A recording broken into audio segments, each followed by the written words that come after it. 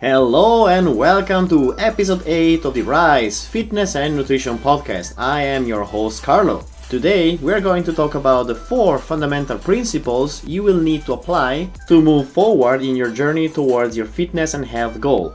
Please pay attention, this is really important. I hope you enjoy today's episode and happy listening. XYZ days push-ups, abs, squats, you name it, challenge, XYZ minutes a day workout for fat loss, and the list goes on. What are all of those? What are the common elements that they have? Let's have a look at it. These types of challenges want to make you move, have you moving for a consistent amount of time, have you pushing to reach the goal with eventual sacrifices during the challenge period, but they have no follow-up, so when they're done, you're potentially on your own back to the start. Now, depending on the type of challenge you decide to follow, there are a few things that I would like you to keep in mind to check if this is a good one or a silly one that I'd rather avoid.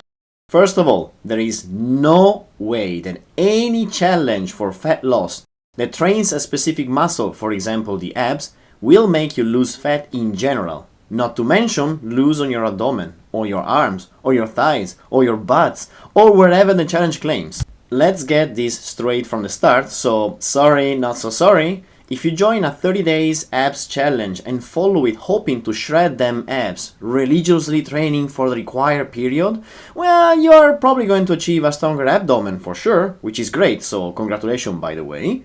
But I guarantee you that if that is the only thing you do, by no means your abs will be all of a sudden visible as the stubborn layer of belly fat magically vanishes at the end of the 30 days.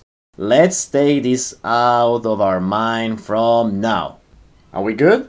So what else should you look at to evaluate the next challenge? Ask yourself one question. Well, actually a few more.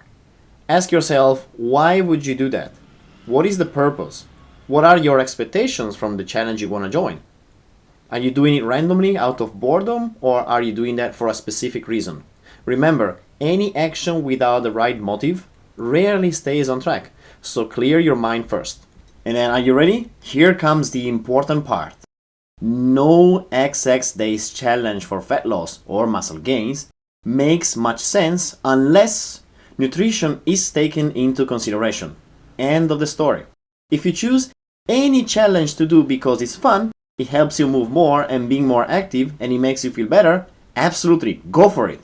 But if you're hoping to lose fat or gain muscles but have no guidance for your nutrition, well, I am sorry, but there's a high risk of frustration ahead. And I'm saying this not because I want to discourage you from being more active. I'm saying this because I believe it's the right thing to tell you, so that your expectations are in check. Alright, where am I going with this? I would like to help you track and understand the most fundamental aspects that you should have clear in mind when it comes to the health and fitness decisions that you make for yourself. And these are 4. Number 1. Eat right for your goal and drink water no matter what. Number 2. Train and work out hard but smart to reach your goal. Number 3. Sleep and rest. Number 4. Repeat, aka be consistent. Let's talk about them a bit more. Although, if you listen to my previous episodes, I'm sure you already have an idea of what I want to say. Am I right? The number 1 is eat right for your goal and drink water no matter what. Honestly, screw eat healthy. Why?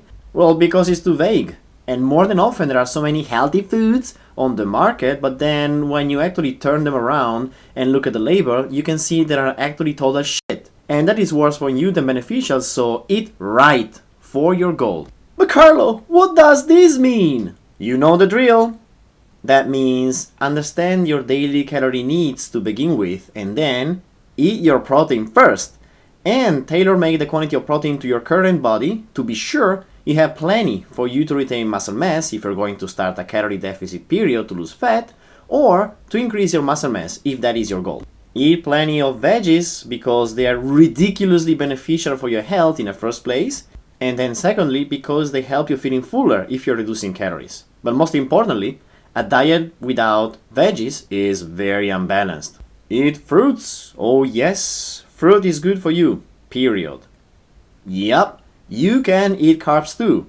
The key here is to understand that they are another essential part of our diet, and you can eat them as long as they match your daily calories intake. Alright, I said this before, it's fine if you go out with your friends and have some extras.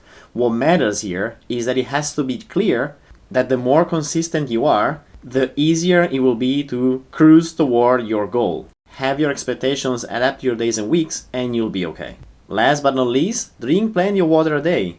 Plenty like a big bottle a day, by the way. Why?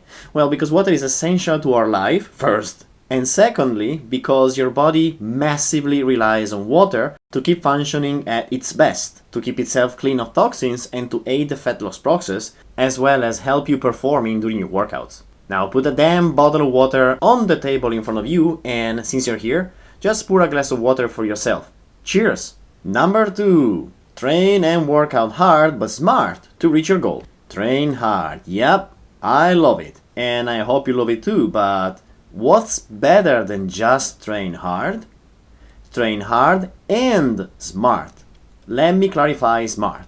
A smart training is a form of workout that you enjoy, it's functional to your fitness goal, and matches your nutrition. Let's explain them a little better. So a form of exercise that you enjoy, whatever that is, for instance, powerlifting, biking in the city, weightlifting, yoga, walking, playing team sports, anything. As long as you enjoy it, no matter how hard it can be, a workout that you like is a workout that you'll be able to keep on doing consistently versus doing something that you hate A to the Z and that you're forced to do. For instance, I don't like running. So if you ask me to go out for a run, I probably will find a reasonable excuse to ditch you. Maybe not last minute, but almost. The type of workout you choose, though, has to be functional to your health goal. For example, should the day ever come that I decide to run a marathon, I should then choose a type of training that will allow me to improve my running performance. So I probably shouldn't consider joining a powerlifting gym, as that will not really help me to lower my 5K personal record, and vice versa. If you want to improve your deadlift or squat, running 40K a week will definitely not help you to do that. When it comes to weight management, if you want to lose fat while maintaining or increasing your lean mass as much as possible, then you probably should consider strength training mainly, with some cardio. Okay, the discussion here is very long, so I'm just gonna leave this here for another session.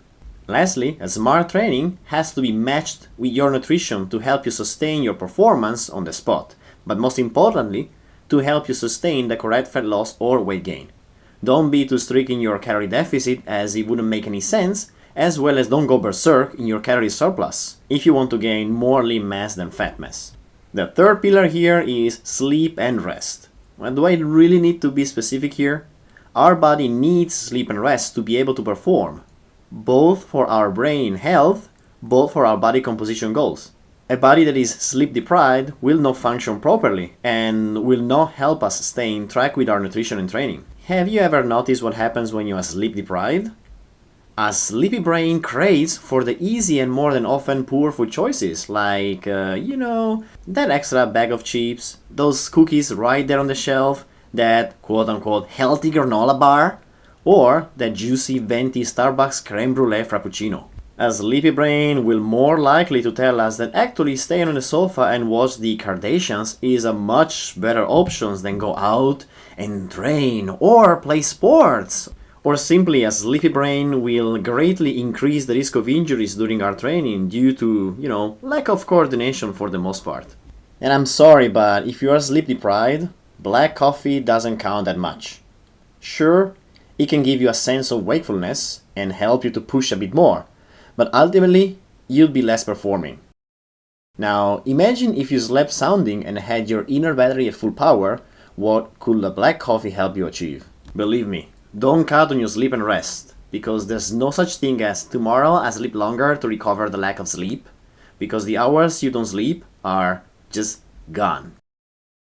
Be conscious about it next time you want to binge on the newest Korean drama until 3 a.m. to be up and running at 7:30 a.m. As long as you're doing it consciously and not just of boredom, you can deal with the consequences of it like an adult, not like a toddler. But ultimately, you just have to be aware that when you cut on sleep, it's very detrimental for your health. Period. Last on the list here is repeat, aka be consistent. I will not get tired of repeating this. If you're not consistent in your health and fitness choices, you will not be able to achieve whatever goal you chose for yourself. Hold your horses before you say, but I did everything I could.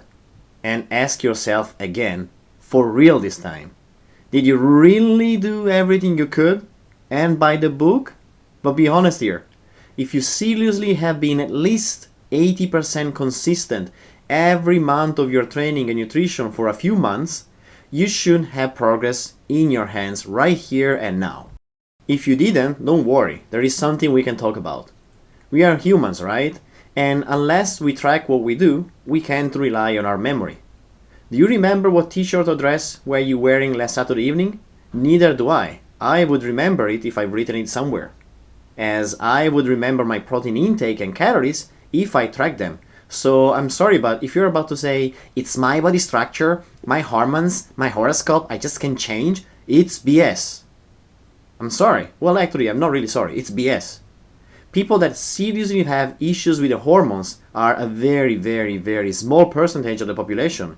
And if you really are sure that you've been consistent and tracked every single calorie you had in your nutrition and nothing changed, you can consider going for a checkup, but believe me, chances are there were some other issues here and there. I forgot the piece of cake, I forgot the frappuccino, I forgot that I had a little bit more pasta, I forgot something, which is fine. Find those issues here and there, correct them, and let's get back on track, because nothing is lost. This is not a race, this is a lifestyle. And so it goes on. One more thing here, don't forget, whatever you choose for your health and fitness, make sure you understood the pillars that should help you making the best choice for you. Eat, train, sleep, and repeat. Keep those clear in mind, and I am sure you will find the right path for you.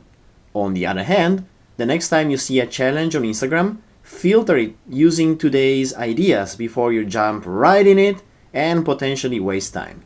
And that was it for today. Thank you very much for listening. I hope you enjoyed the episode and learned something useful for you.